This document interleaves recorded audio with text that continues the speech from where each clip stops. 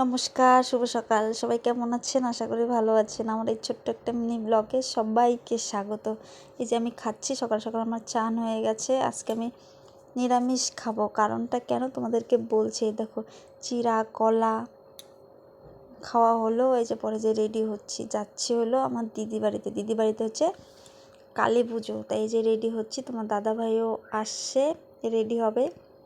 তো আমি এই যে একটু সাইজা নিচ্ছি, কারণ তোমার দাদাভাইয়ের সঙ্গে গেলে সাজতে দেয় না, গালি দিতে থাকে।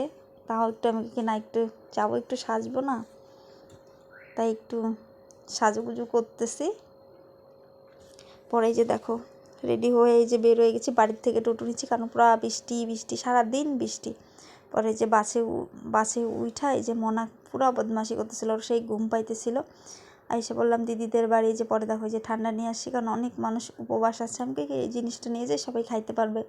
পরে দেখো নিয়ে গেছি ঠিক, কিন্তু বাচ্চাগুলো খাওয়ার জন্য কি লাগাই দিছে, গ্লাস নিয়ে আসছে। আর আমি একটু মজা পাই ওদেরকে যাইতে। বলতেছিলাম কে কে খাবি, হাত তোল। পরে যে একটু প্যান্ডেলটা ওদের দেখাই দিলাম, এখানে ঠাকুর বলবে, কারণ প্রচণ্ড বৃষ্টি হতেছিল। এটা কিন্তু 12টার টাইম। এই যে রান্নার লোক আসেনি, কারণ কালী পুজো তোমরা তো জানোই যে ভোরবেলা হয়। পরে এই যে একটু প্যান্ডেলটা একটু দেখিয়ে দিলাম তোমাদেরকে। এই যে পরে দেখো এই যে আমি সন্ধ্যাবেলায় মানে রান্না করলাম। পরে যে গিয়ে এই যে মনাকে একটু খাইতে দিছি। এই যে মনা তো খাইতেই চাইতেছিল না, বলে দিদির সঙ্গে খাবে। আর আমি পটল আর একটু বেগুন ভাজতেছিলাম, তোমার দাদাভাই ভাত খাবে। পরে এই দেখো ভোগের রান্না করবে, তখন রাত্রে 8টা বাজে।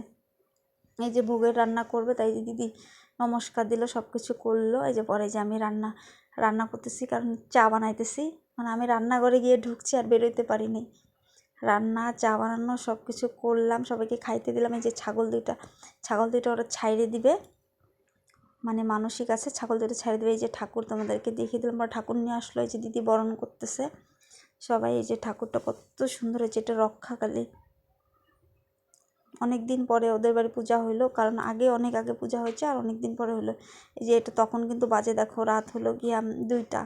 আমরা কেউ ঘুমাই নেই, পুরো সম্পূর্ণ পূজা হয়েছে। তারপরে এই যে ছাগল দুইটাকে ছাড়বে, এটা আমার জাইম্বু, ওটা আরেকটা দিদি। তাই মানে অনেক রাত্রি হয়ে গেছে না, লোকজন মানে থাকে না। তারপরে যে 2টা পরে থেকে রান্না করা শুরু করছে। আমি ভোরবেলা তোমাদেরকে খাবারগুলো দেখিয়ে দিলাম একটু। এই যে পায়েস, তারপরে খিচুড়ি, পুরি, পনিরের তরকারি, আরও অনেক কিছু ছিল, সবগুলো মানে দেখাইতে পারিনি।